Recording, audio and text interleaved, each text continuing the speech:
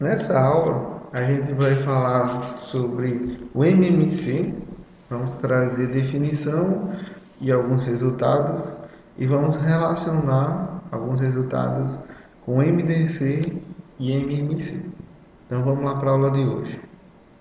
Vamos começar definindo o que é o mínimo múltiplo comum entre dois inteiros. Então, se a gente escolher dois inteiros, A e B, onde um é diferente de zero ou o outro é diferente de zero, a gente vai chamar de mínimo múltiplo comum entre A e B, um número natural M, certo? Que satisfaz duas condições. O A divide M e o B divide M. E a segunda condição é que para qualquer N, de maneira que A divide N e B divide N, então obrigatoriamente o M é menor ou igual que N. Então, essas duas condições estão dizendo para a gente o seguinte. A primeira diz que o M é um múltiplo comum de A e de B. E a segunda condição diz que o M ele é o menor múltiplo que é comum a A e a B.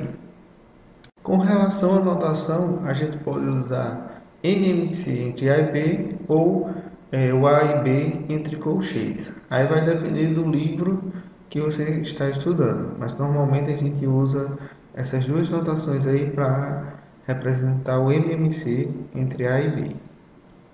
Proposição. Se A e B têm essas seguintes decomposições, onde cada PI é um primo, certo?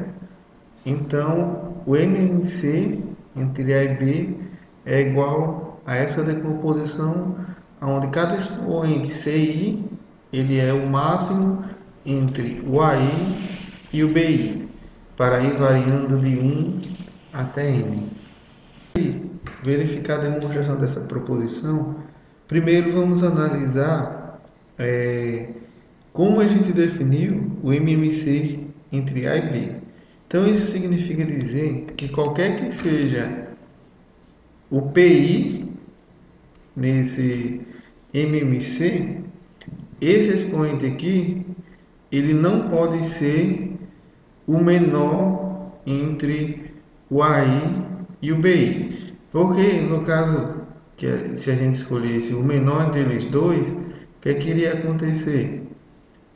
Possivelmente, o MMC não ia ser um múltiplo do que tivesse o expoente maior. Um exemplo aqui, a gente tem que 8 é igual a 2 ao cubo. E o 4, ele é 2 ao quadrado. Então, no caso, se a gente escolhesse o CI aqui como sendo o menor entre eles dois, certo? O que iria acontecer? O MMC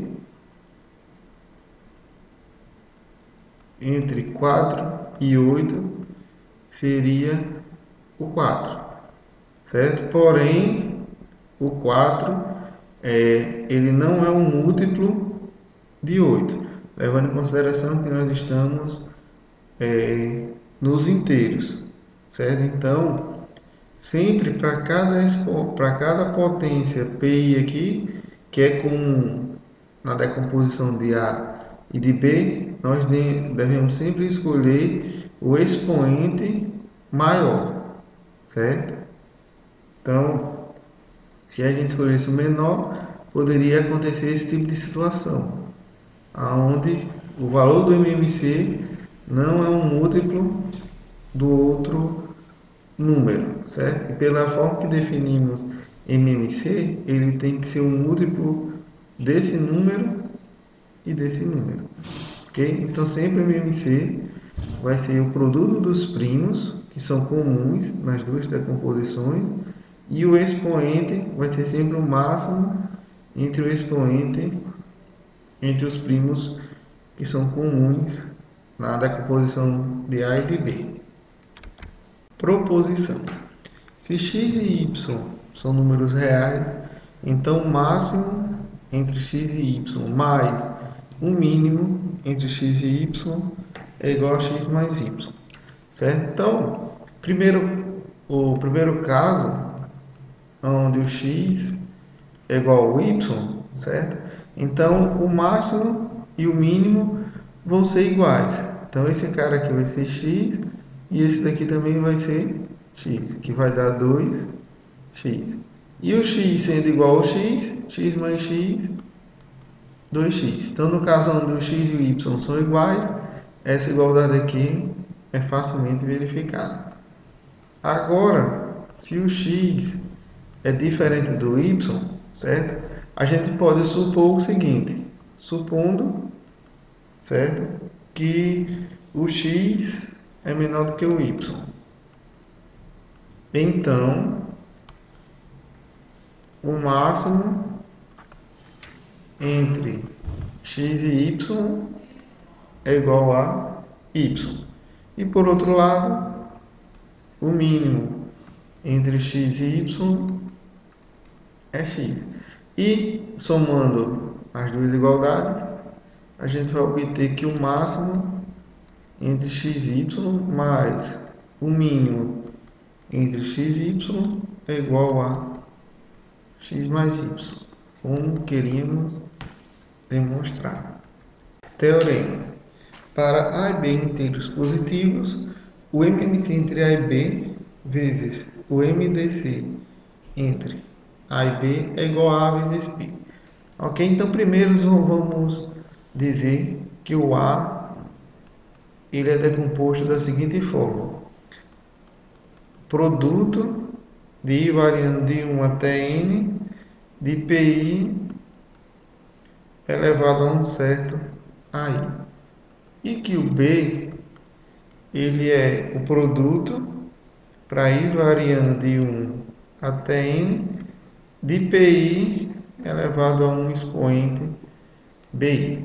Então, uma vez que a gente tem a decomposição de A e a decomposição de B, a gente já viu duas coisas. Primeiro, que o MMC entre A e B é exatamente o produto para I variando de 1 até N de PI elevado ao máximo entre AI e BI.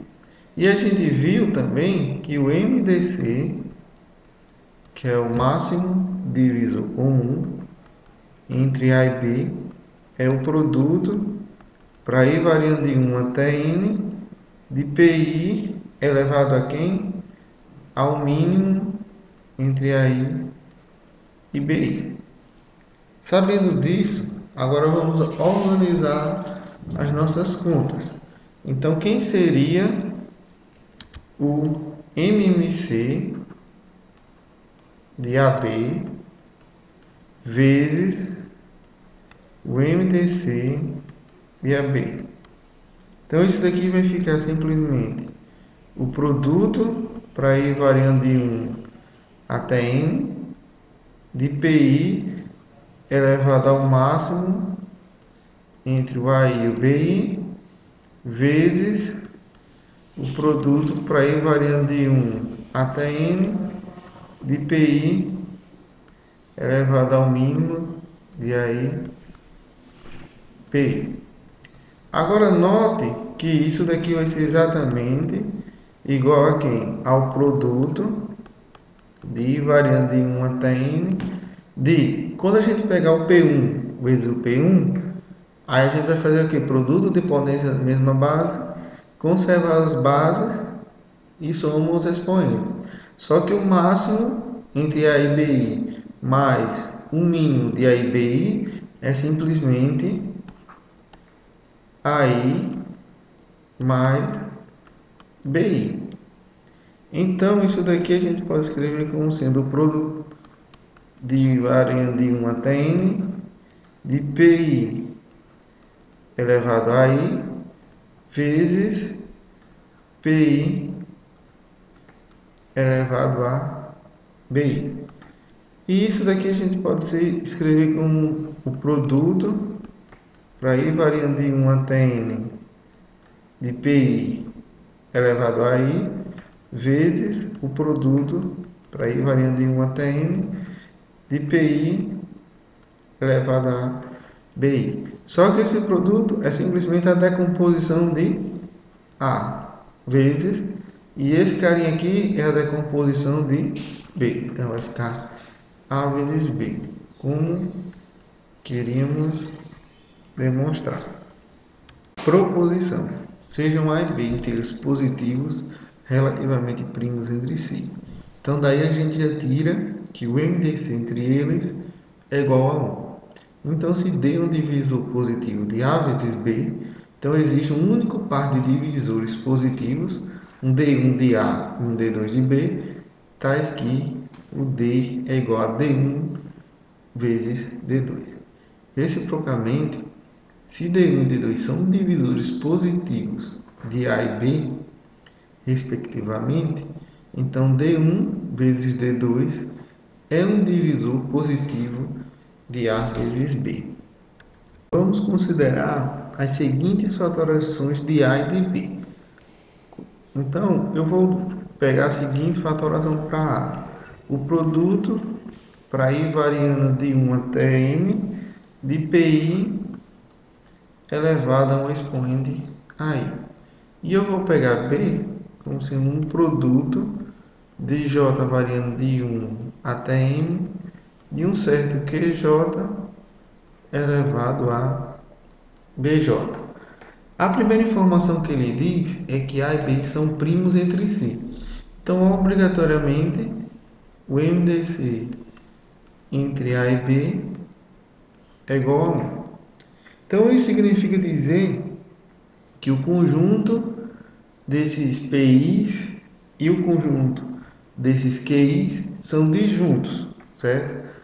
Por quê? Porque se tivesse, se o MDC não fosse 1, então é porque ia ter um divisor que era comum a A e a B, certo? Então, como o MDC é 1, então os conjuntos formados pelos, eu vou chamar aqui de P, os conjuntos formados por P1, P2 até Pn, e o conjunto Q formado por Q1, Q2 até o Qm, de tal forma que P interseção com Q é igual ao vazio, ou seja, são conjuntos disjuntos. Então isso significa dizer que A vezes B é simplesmente o produto para i variando de 1 até n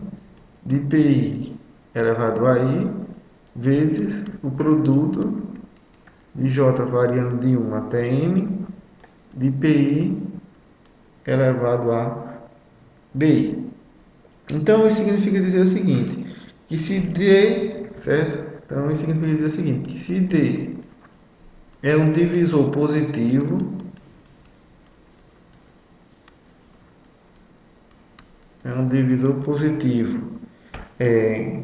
de A vezes B, certo? Ou seja, se D é um divisor desse produto aqui, uma vez que esses dois conjuntos são disjuntos, então obrigatoriamente o D ele vai ser igual ao produto para i variando de 1 até i até n, certo? I variando de 1 até n de p i elevado a alfa i vezes produto para i variando de 1 até m de qi elevado a beta i. De modo que aqui a gente tem duas condições. Primeiro, é que o zero é menor que alfa i, que é menor ou igual do que a i, para i variando de 1 até n. De modo análogo, o zero é menor ou igual que o bi, que é menor ou igual do que o bi, para i variando de 1 até n. Aqui o i varia de 1 até m, e aqui de 1 até n, certo? Então, a gente tem que o D que é um divisor positivo desse produto, ele vai ter que ser uma parte com decomposição dos PIs vezes uma outra parte com um produto dos divisores de B, ok? Então isso significa dizer que se a gente definir o D1 como sendo o produto para ir variando de 1 até N dos PIs elevado a alfa I e o D2 como sendo o produto para J variando de 1 até M de QJ elevado a beta J. Então, daqui a gente tira que D1 vezes D2 é igual a D. Então, a primeira parte está demonstrada. Agora vamos mostrar a volta. Então, para isso, a gente vai escolher um D1, certo? Eu vou escolher um D1 aqui, divisor positivo de A e D2 vai ser um divisor positivo de B. Então, D1 é um divisor de A e o D2 é um divisor de B. Então, isso significa dizer o seguinte, que dada a decomposição de A e de B que a gente viu inicialmente, então eu posso dizer que o D1 é igual a P1 elevado a alfa 1, P2 alfa 2, até Pn alfa n, aonde cada alfa i desse está entre 0 e AI. E do mesmo modo, o D2 ele vai ser um Q1 elevado a beta 1, Q2 elevado a beta 2, até Qm elevado a beta n, aonde cada beta i desse aqui ele está entre o BJ e o zero. Então isso significa dizer que o D, se eu escrever D como sendo D1 vezes D2, esse cara pode ser escrito como o produto para ir variando de 1 até N de PI elevado a alfa I vezes o produto de J variando de 1 até M de QJ elevado a beta J. E esse cara aqui, ele é um divisor positivo de A vezes B, como queríamos demonstrar. Um número da forma Fn igual a 2 elevado a 2 elevado a n mais 1 é chamado de número de Fermat, certo? Então agora vamos fazer a demonstração do seguinte teorema. Quaisquer dois números de Fermat distintos, Fn e Fm, são sempre relativamente primos. O que significa dizer isso? Significa dizer que eles são dois números onde o MDC entre eles dois é igual a 1, certo? Então, primeiro, vamos mostrar por indução o seguinte, que o produto F0 vezes F1 até Fn menos 1 é igual a Fn menos 2, certo? Onde esse n aqui é um número natural. Então, quando n é igual a 1, a gente vai ter o seguinte, que o f de 0 é igual a 2 elevado a 2 elevado a 0 mais 1. E isso daqui vai ficar 2 mais 1, que é igual a 3. E o f de 1 é igual a 2 elevado a 2 elevado a 1 mais 1. Então, isso daqui vai ser 4 mais 1 igual a 5. Então daqui a gente tira então que o f de 0 é igual ao f de 1 menos 2. Quem é o f de 0? 3. O f de 1, 5. 5 menos 2, 3. Então, a condição ela é válida para o n igual a 1. Agora a gente vai supondo válido para n. Então, isso significa dizer que isso daqui é válido. E temos que mostrar que é válido para n mais 1.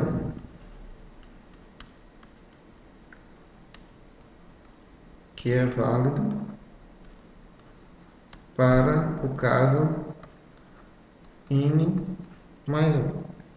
Então, vamos lá. Quando o n aqui for n mais 1, vai ficar só n. Então, isso aqui vai ser f0 vezes f1 vezes o fn. Só que isso daqui é igual a f0, f1 até fn menos 1 vezes o fn. Esse produto aqui, por hipótese de indução, isso daqui vai ficar fn menos 2 vezes fn. Então, daqui, usando a maneira que definimos o fn, isso daqui vai ser 2 elevado a 2 elevado a n mais 1 menos 2 vezes, aí aqui vai ficar o fn, que é 2 elevado a 2 elevado a n mais 1. Então, aqui vai ficar 2